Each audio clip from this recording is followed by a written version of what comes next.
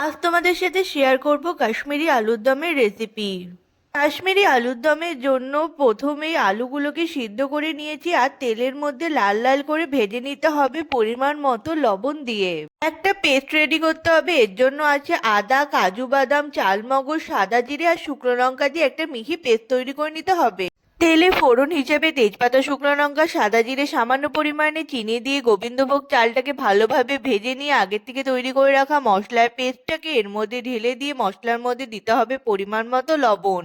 তারপর টমেটো কুচি আর মটরশুঁটি দিয়ে ভালোভাবে নাড়াচাড়া করে আগের থেকে ভেজে রাখা আলুগুলো এর মধ্যে দিয়ে এটাকে ভালোভাবে নাড়াচাড়া করে ওপর দিয়ে পরিমাণ মতো দুধ দিয়ে এটাকে ভালোভাবে ফুটিয়ে নিতে হবে। হয়ে গেলে ওপর দিয়ে গরম মশলা আর ঘি দিতে হবে আর নামানোর আগে ওপর দিয়ে ধনেপাতা কুচি আর চেরা কাঁচা লঙ্কা দিয়ে এটাকে সার্ভ করতে হবে। রেডি হয়ে গেছে আমাদের কাশ্মীরি আলুর দম। ভিডিও ভালো লাগলে চ্যানেলটিকে সাবস্ক্রাইব করে দিও।